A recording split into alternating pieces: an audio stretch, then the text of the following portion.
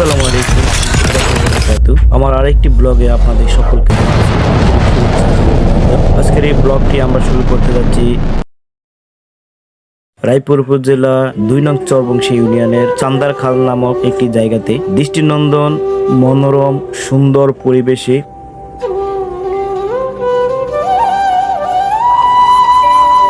সারাদিনের কর্ম ব্যস্তময় জীবন শেষ করে কিংবা অফিস জার্নি মনের সারাদিনের কষ্টকে একটু প্রশান্তি দিতে হলে মনকে শান্তি দিতে হলে চলে আসুন চান্দার খাল নদীর এপারে বসে আপনি ওপারে সূর্য ডুবা থেকে শেষ বিকেলের গোধূলি রং ছড়ানো সূর্য মামাকে বিদায় দিয়ে আপনি একরাশ আনন্দ নিয়ে মনের মধ্যে বাসায় ফিরে আসতে পারবেন। নদীর পাড়ে বসে আপনি নদীর সৌন্দর্য, পুরো পাশে সূর্য মামার যে আলোক রোশনি, চারপাশে যে মনোরম দৃশ্যগুলো, সেগুলো থেকে আপনি যে আনন্দ পাবেন, বিশ্বাস করুন কোথাও আর এত আনন্দ আর কখনো আপনি পাবেন না।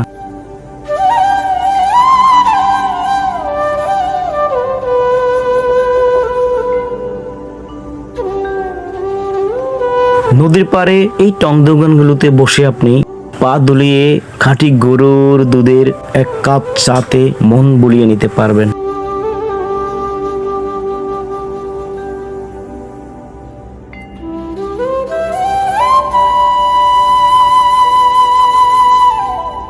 আপনি মন বুলিয়ে নিতে পারবেন এখানে ঠান্ডা শীতল হাওয়ায় কিংবা নৌকার পাটাতনে বসে মনের মতো কতক্ষণ দুলতে পারবেন। সত্যি জায়গাটা এতটাই সুন্দর যে এর প্রেমে পড়ে গেছি আমি।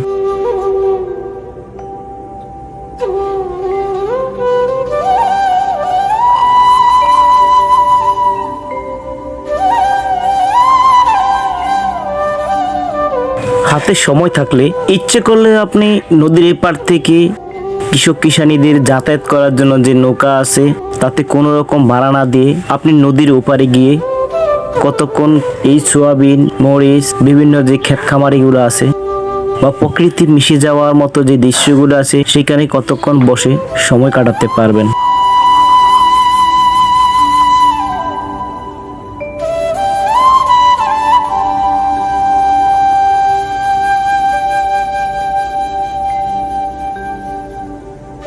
চান্দার খাল এই ছোট্ট বাগানটিতে খাবার হোটেল থেকে শুরু করে যান্ত্রিক ত্রুটি সারানো তথা স্টিমার নৌকা, এখানে যন্ত্রপাতি সারানোর জন্য যে ট্রলার স্টিমার ইঞ্জিন চালিত নৌকাগুলোর যন্ত্রাংশ মেরামত করা হয়।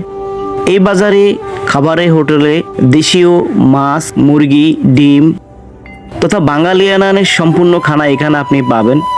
একটা গ্রামের হোটেলে যা পাওয়া যায় তার সব কিছু এখানে আছে সিঙ্গারা চা সমোসা, যদিও ফাস্টফুড আইটেমের কোনো কিছু এখানে এখন পর্যন্ত গড়েই ওঠেনি, কারণ এখানে যে খাবারগুলো পরিবেশন করা হয় যে খাবারগুলো এখানে তৈরি করা হয় সম্পূর্ণ খাবারে তৈরি করা হয় একমাত্র এই মেঘনা নদীতে যেসব জেলেরা মাছ ধরার জন্য নৌকা নিয়ে বের হয়ে যান, আবার ভোরবেলা যারা এখান থেকে মাছ কেনার জন্য আসেন মূলত তাদের জন্য এখানে খাবারগুলো তৈরি করা হয়। ওনারাই এখানকার খাবারের ক্রেতা।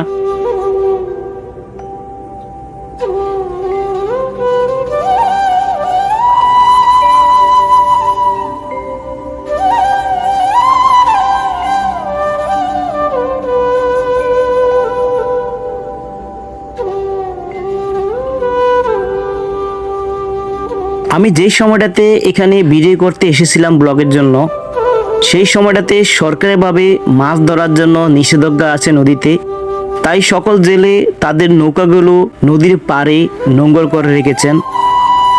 এখানে শত শত নৌকা নোঙর করে বাঁধা আছে এখন বর্তমান এই অবস্থাতেই, তাই জেলেরা তাদের কর্মব্যস্তময় সময়টাকে এখন কর্মব্যস্তময় করে রাখছেন তাদের নৌকা মেরামতের কাজে।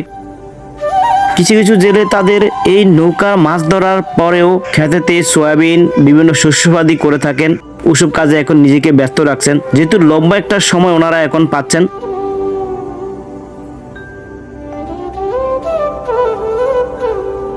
একটা বাচ্চা তার বাবার হাত ধরে নদীতে গোসল করার জন্য আসছে। আমি আমার ছোট্টবেলার কথা কিছুটা হলে এখন মনে করতেছি।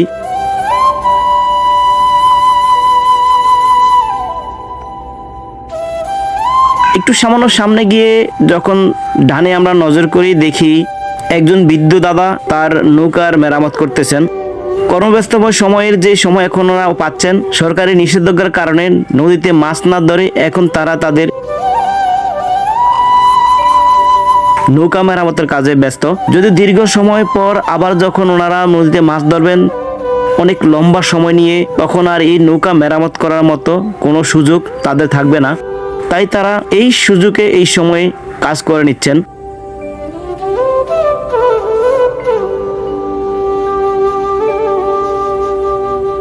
নদীর এপার ওপারে হবার জন্য একটি মাত্র নৌকা, যে নৌকাতে এই ঘাটের ডাক যারা নেন ওনারাই নৌকা মেরামত করেন এবং এই নৌকার সাহায্যেই নদীর এপার থেকে ওপারে কৃষক কিষানি তথা সকল শ্রেণীর মানুষ এই নৌকা একদমই ফ্রি ব্যবহার করতে পারেন, কোনো রকম যাতায়াত ভাড়া না দিয়ে। যখন নৌকাটি এপারে আসে তখন আমরা এই নৌকায় উঠে দুজন মিলে নদীর ওপারে যাই। নৌকার মাঝে একটি গুড্ডি হাতে এক বাইকে দেখে আমি আমার সেই ছোট্টবেলার শৈশবের কথা মনে পড়ে গেল, যখন স্কুল থেকে এসে শুধু বই পুস্তক ঘরে রেখে ঘুড়ি আর নাটা নিয়ে সারাদিন বিলে বিলে দৌড়াতাম। সন্ধ্যাবেলা এসে মায়ের হাতের বকাঝকা সামান্য কয়টা ভাত খেয়ে আবার পড়তে বসা। আজকে আমার এই ঘুড়ি উড়ানোর এই দৃশ্যটা দেখে মনে হলো আমি সেই আমার ছোট্টবেলায় ফিরে গেছি।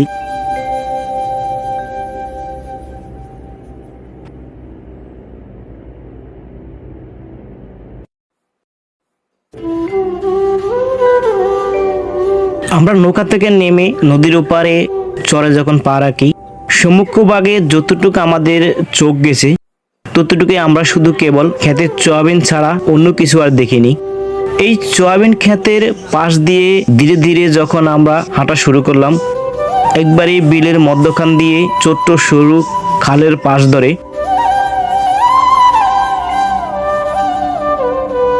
পৃথিবীর এত সুন্দর দেশ মনে হয় না অন্য কোনো জায়গায় আর আছে যতটা সুন্দর আমাদের এই সোনার বাংলাদেশ। বিলের মধ্যে ছোট ছোট যে খালগুলো বয়ে যাচ্ছে সেই খালগুলোর মাঝেই চাইনা জাল নামে এক ধরনের জাল, প্রত্যেকটা খালেই জালগুলো মাছ ধরার জন্য পেতে রেখেছে এখানকার স্থানীয় লোকেরা।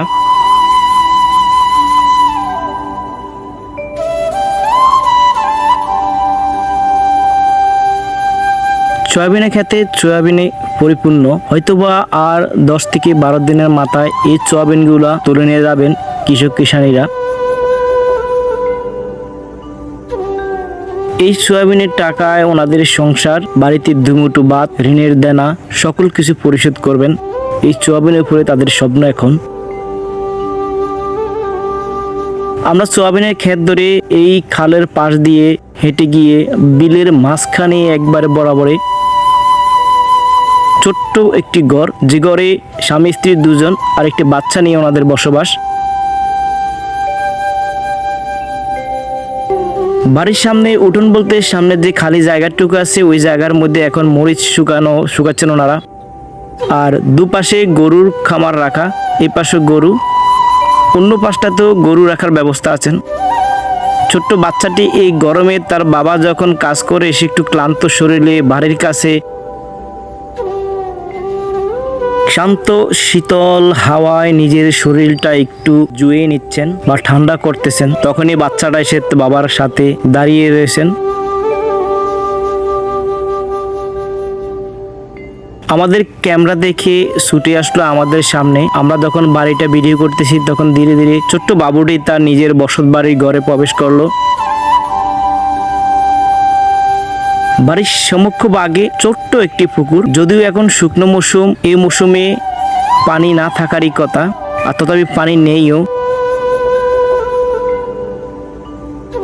বর্ষাকালে যখন পানি আসে তখন এই সকল পানি তারা ব্যবহার করেন।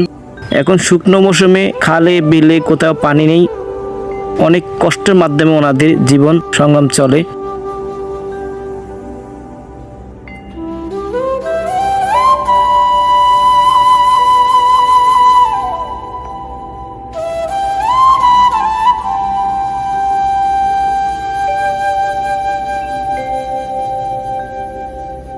আমাদের মতো যারাই চরাঞ্চলের ভিডিও করেন কতটা কষ্টের মধ্যে তাদের এই ভিডিওগুলো। আমি যখন এই চরে ভিডিও করতে আসি তখন সময় প্রায় দুপুর 2টা বাজে। সূর্য পুরো মাথার উপরে, কোথাও এক বিন্দু ছায়া নেই। আমার পুরো শরীর ঘামে ভিজে একাকার, চুপসে গেছে একরকম প্রায়।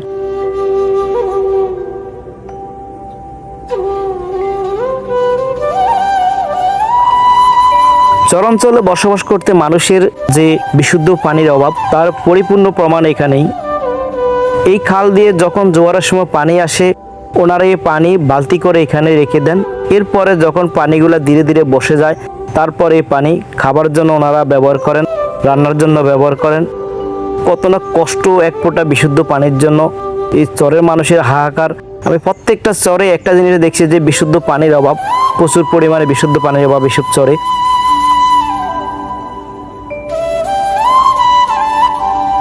প্রচণ্ড তাপ, রৌদ্র, এমন এক অবস্থা যে পুরো শরীর মনে হয় যে ফেটে যাচ্ছে, এমন একটা অবস্থা এখানে আমার। আর এখানতে চরের একটা জিনিস, এক বাড়ি থেকে অন্য বাড়ি যেতে হলে আপনাকে 10 থেকে 15 মিনিট হেঁটে আবার আরেকটা বাড়িতে যেতে হবে।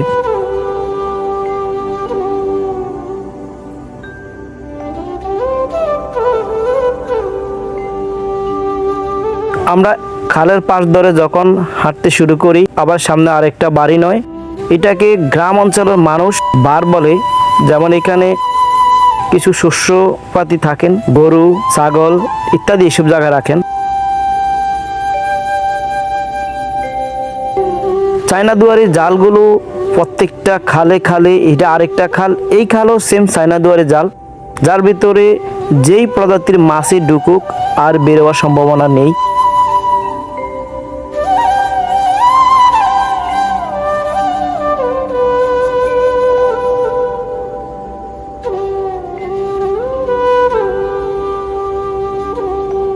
এই পাশটাতে শাকসবজি বলতে করলার ক্ষেত ছিল, বিভিন্ন শস্যাদি ক্ষেতের কারণে পাশ দিয়ে। এবছর বন্যা হওয়ার পরে আমাদের সবারই চিন্তাধারা ছিল শাকসবজি নিয়ে, কিন্তু সৃষ্টিকর্তা মহান রাব্বুল আলামিন অপুরন্ত শাকসবজি এবার এই বাংলার জমিনে দিয়েছেন। আমরা একটা ক্ষেতে যখন প্রবেশ করি, তখন দেখি ক্ষেতে অসংখ্য কুমড়ো এভাবে কেটে কেটে রেখে দিয়েছে। জানি না কি কারণে এত কুমড়ো এখানে রাখা। অনেকগুলো কুমড়ো নষ্ট হয়ে গেছে, পোকায় ধরেছে বা পচে যাচ্ছে। শতাধিক কুমড়া এখানে পড়ে আছে, কয়েকটা থুবে থুবে স্তূপ আকারে।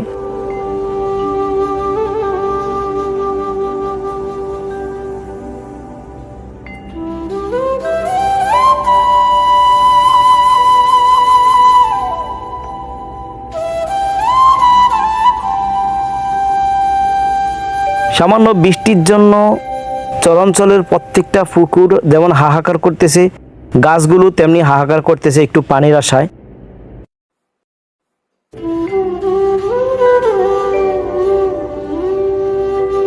এই কয়েকদিন কোনো রকম বৃষ্টি বাদল কিছু না হওয়ায় প্রচণ্ড রকম সূর্যের তাপ।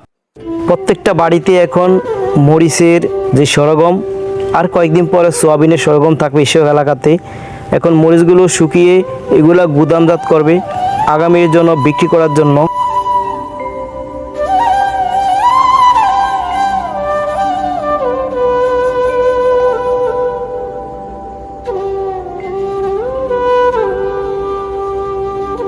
চরাঞ্চলের বাড়িগুলো আসলে আমাদের এলাকার বাড়িগুলো হচ্ছে অনেক অনেক উঁচু। আমরা একটি ঘরে যখন প্রবেশ করি, ঘরের ভিতরে মরিচে সরগম, পুরোটা ঘরের মেঝে বলতে যে চকি ছাড়া বাকি যে জায়গাটুকু আছে সম্পূর্ণ জায়গাতে মরিচের ঠাসা।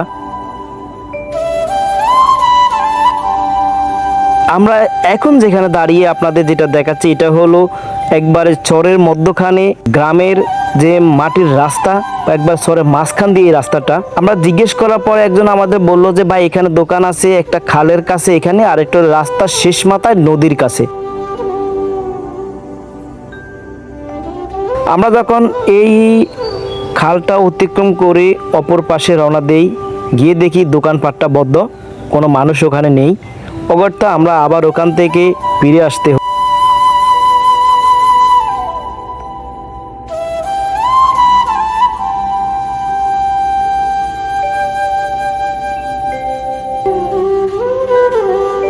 চরের মানুষগুলোর কষ্ট ওনারা যেটা আমাদের শেয়ার করলেন, ওনারা যদিও বর্ষাকালে ওনাদের কষ্ট হয়, চোর ডাকাতের ভয় থাকে, তবু ওনারা বর্ষাকালকেই সর্বোত্তম সেরাকাল মনে করেন। কারণ বর্ষাকালে ওনাদের প্রত্যেক লোকেরই নৌকা আছে, নিজস্ব নৌকা ব্যবহার করেন। এই যে ছোট্ট দোকান, এই দোকান এবং পাশে আরেকটি দোকান, এই দুটি দোকানেই এখন এই দুপুর 2টা বাজে বন্ধ। পুরো বিলটাতে 1-1.5 ঘন্টা হাঁটার পরে গলা শুকিয়ে এমন এক অবস্থা হয়েছে আমাদের। একটু পানির আশায় এই দোকানে এসেছিলাম, এসে দেখি দোকান বন্ধ।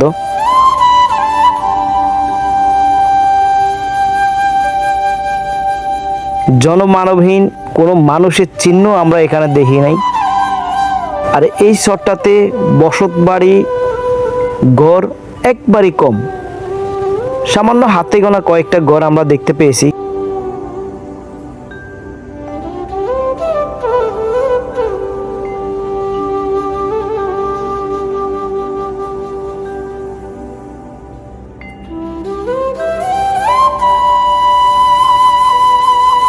আমরা আবারও এই রাস্তা ধরে হেঁটে এখন অপর পাশে চলে যাব। নদীর পাশে যে দোকানটা ছিল, এখন ওই দোকানের কাছে গিয়ে দেখব ওখানে আমরা কোনো খাবার পাই কিনা বা ওই দোকান খোলা আছে কিনা তা দেখার জন্য আমরা এখন আবার যে পথে এসেছি সেই পথে নেমে হেঁটে চলে যাচ্ছি।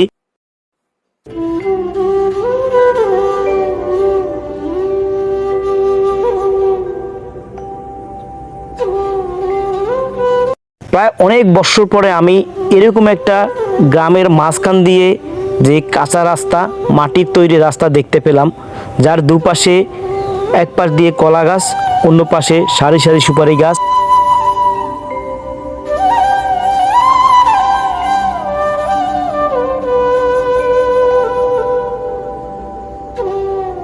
এই রাস্তাটা আমাকে মনে করিয়ে দিচ্ছে আমার ছোট্টবেলা, আমাদের এলাকার যে গাছগুলো, রাস্তাগুলো যখন আমরা ছোট্ট ছিলাম, বর্ষাকালে এই রাস্তায় স্লিপ করে কত যে পড়ে গেছি, কত দিন স্কুল না গিয়ে সোজা আবার বাড়িতে চলে এসেছি।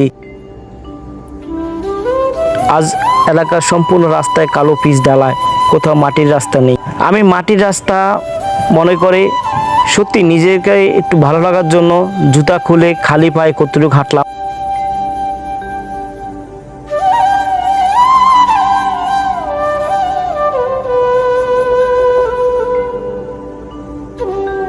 এই গরুগুলো তৈরি করা হচ্ছে আগামী কোরবানি ঈদকে টার্গেট করে। এক খামারি কৃষক ভাইকে জিজ্ঞেস করায় উনি এই কথাই বললেন।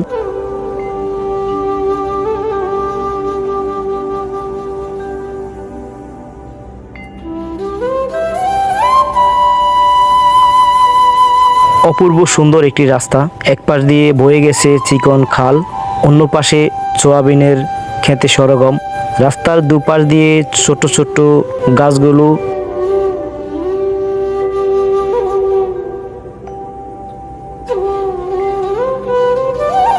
তার বুক ছিঁড়ে সবুজ সুন্দর একটি রাস্তা, মাঝে মাঝে দু একটা ফল গাছ, সত্যি অনেক সুন্দর। আমাদের এই সৌন্দর্য উপভোগ করার মতো সময় যদিও আমাদের হাতে ছিল না, কারণ আমরা উত্তপ্ত প্রচণ্ড রৌদ্রের বেলায় ঠিক দুপুর বেলায় সরে গিয়েছি। যদিও আমাদের এই দুপুরবেলা যাওয়া উচিত হয়নি।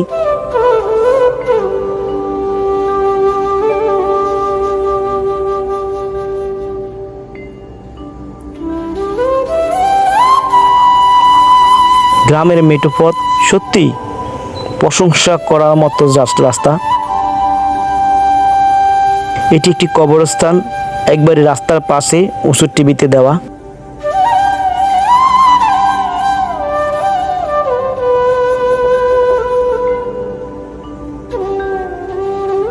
রাস্তার পাশে লাগোয়া ছোট ছোট ঘরগুলোতে প্রত্যেকটা ঘরেই গরু, ছাগল, হাঁস, মুরগি, সুন্দর পরিপাটি।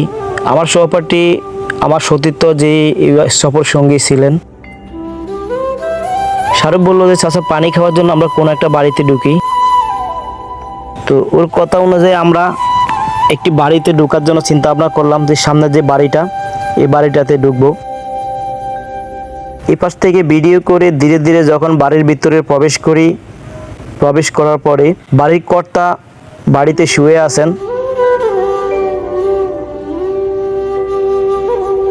এই দুপুরবেলায় অলস সময়টাকে তিনি মাটিতে শুয়েই কাটাচ্ছিলেন, যদিও আমাদের দেখে উঠে দাঁড়িয়েছেন, কথাবার্তা বলেছেন। আমরা ওনার বাড়িতে পানি চেয়ে পানি খেয়েছি। এখানে বিশুদ্ধ পানির অভাব বলতে যেটা আমি আগে বলেছি এখনও বলতেছি, নদীর পানি, যে পানি আমরা কখনো খাইনি, কারণ আমরা তো গভীর নলকূপের পানি খেয়েই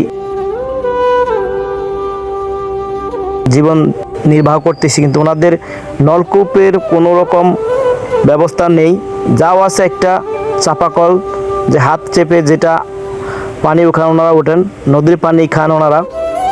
হাত মুখ ধুয়ে কিছুটা ফ্রেশ লাগলো, ফ্রেশ হয়ে আবারও সেই রাস্তার ধরে, একই রাস্তার ধরে আবার হাঁটা শুরু করলাম।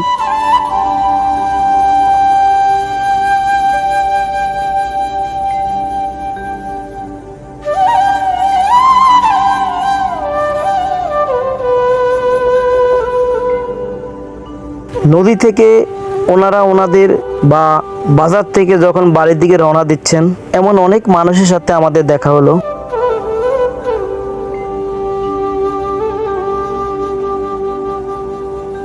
এমন শহরের মাঝে কিছু কিছু জায়গায় ছোট ছোট যে গাছগুলো আছে, গাছের নিচে বসে জিরিয়ে নেওয়া সত্যি অসাধারণ একটা মুহূর্ত।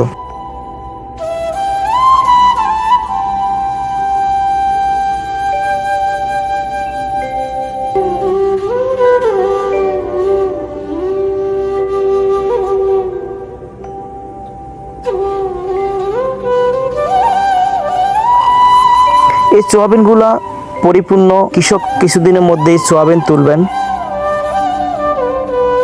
সোয়াবিন তুলে সোয়াবিন শুকাবেন, শুকিয়ে সোয়াবিন বিক্রি করবেন।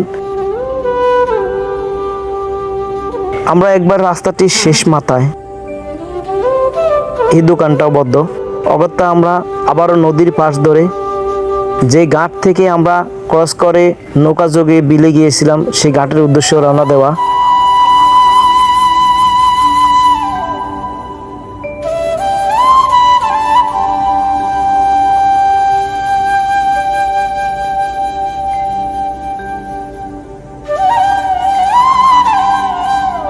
আমি আপনাদের বলছিলাম যে নৌকা যোগে যদি এই পাশে আসেন, তাহলে এই নদীর পাড়ে বসে সুন্দর একটা সময় আপনারা কাটিয়ে যেতে পারবেন। প্রত্যেকটা সোয়াবিন পরিপূর্ণ, সপ্তাহখানিক পরে হয়তো সোয়াবিন তোলা হবে।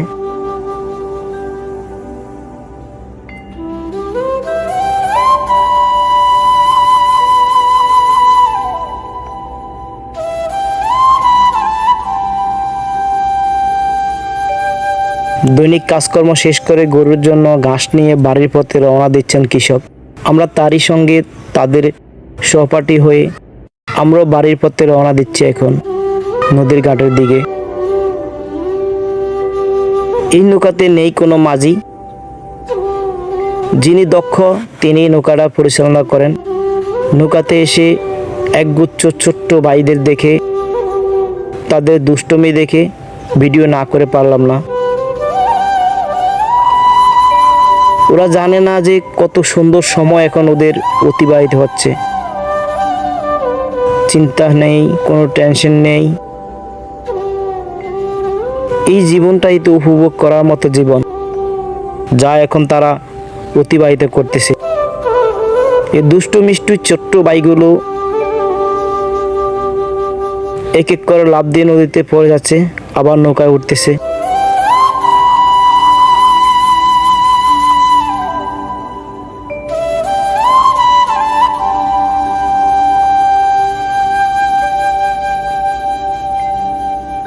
আমি অন্য কোনো ভিডিওতে অন্য কোনো জায়গায় আবার আপনাদের সাথে দেখা হবে। সে পর্যন্ত ভালো থাকবেন।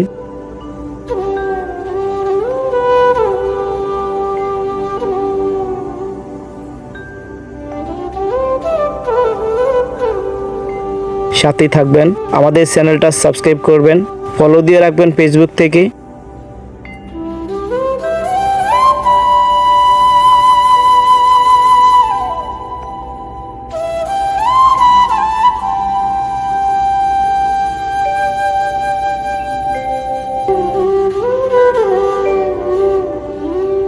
তো ইনশাআল্লাহ আবারও দেখা হবে অন্য কোনো ব্লগে।